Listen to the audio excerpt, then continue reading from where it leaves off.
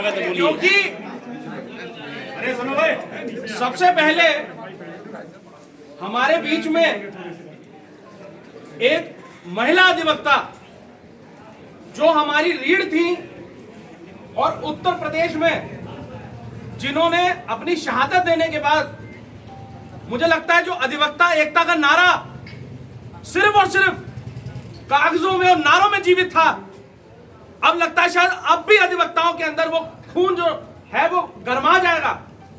अब भी आंखें खुलेंगी हम लोगों की। सबसे पहले मैं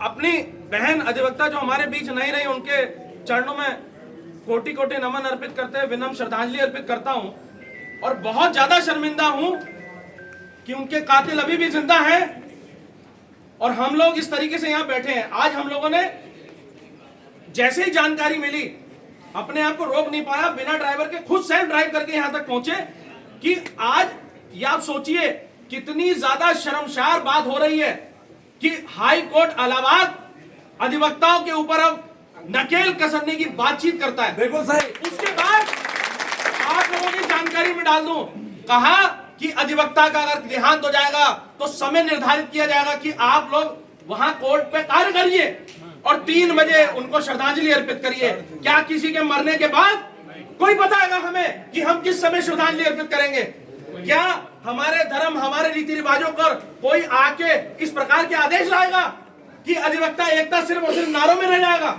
आप बताइए। आप लोगों को बता दूं, इसी के परिप्रेक्ष्य में कल माननीय उच्चतम न्यायालय यानी the supreme court of India has again given a particular verdict what कि आप कंडोलेंस भी नहीं कर सकते और सख्ती से अगर कोई भी अधिवक्ता, आपको बताऊं, आप लोगों ने फैजाबाद बार एसोसिएशन सुना होगा जो अब अयोध्या हो चुका है।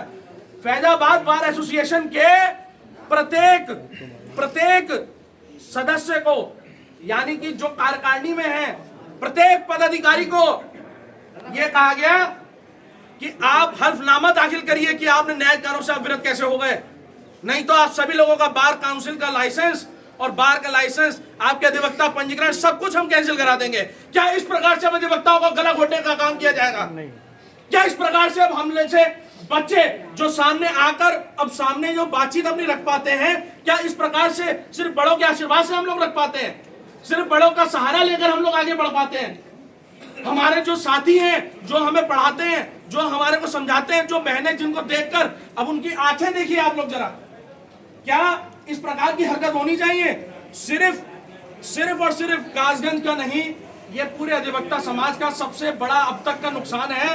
अभी भी जाग जाइए, अभी भी संभल जाइए और खासकर अगर 25 लोग जो सरकार में बैठे हैं, सरकार का मतलब मैं कह रहा हूं हमारी सरकार bar council of Uttar Pradesh है। अरे वो लोग क्या कर रहे थे? अगर वो लोग पहली बार में टिप्पणी देके तुरंत 75 जिले 18 मंडलों में कहते कि हम न्यायिकारों से विरत रहेंगे, क्योंकि अगर बार और बेंच में आपस में समझौता रखना है, बार और बेंच में आपस में प्यार मोहब्बत रखनी है और बार और बेंच मिलकर इस न्यायपालिका की गरिमा को बरकरार रखेंगे, तो सिर्फ और सिर्फ एक ही काम हो सकता था। और वो काम क्या हो सकता था कि हम लोग साफ तौर पर बैठते और वो 25 लोग जो हमारा नेतृत्व कर रहे हैं उनकी भी पूर्ण जिम्मेदारी है। इसलिए सबसे पहले सिर्फ और सिर्फ मां भारती के नारे के साथ तो बाद में बात करूंगा, लेकिन अधिवक्ता एकता के नारे के साथ मैं अपनी वाणी को यही समाप्त करता हूं, क्योंकि ऑलरेडी आप लोग काफी दुख में हैं। कोई भाषणबाजी या कोई प्रतियोगिता नहीं चल रही है, यहाँ हम लोग दुख में हैं, कंडोलेंस में आए हैं और सब लोगों के दिल में ना जाने कितनी ज्वाला उमड़ रही होगी, कितनी चीजें होंगी। आप लोगों के भी परिप्रेक्ष्य में अगर कोई भी ऐसी सूचना, कोई भी चीजें, कुछ भी जानकारी मिलती है, आप लोग बताइए। हम भी मोबाइल फोरेंसिक से रिलेटेड है, साइबर फोरेंसिक से रिलेटेड है। अगर बहन के न्याय के लिए जो पुलिस यहाँ बैठकर सिर्फ इस प्रकार का अन्याय कर रही है, उनको मुंह तोड़ जवाब देने के लिए एक अधिवक्ता साथी पूर्ण रूप से साथ है। और जहां पर अगर हम लोग भी, हमारी पूरी लखनऊ की टीम भी, पूरा एक अधिवक्ता साथी भी, मैं पूरा आपको विश्वास दिला सकता हूं कि 75 जिले 18 मंडल आपके कांसगंज जनपद को यहाँ पर पूर्ण रूप से बंद कर देंगे।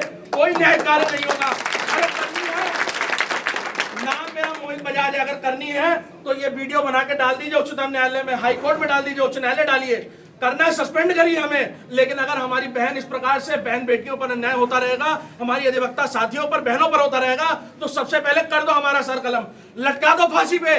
23 साल में भगत सिंह को फांसी पे लटकाया था, आज हमें भी फांसी पे लटका दो।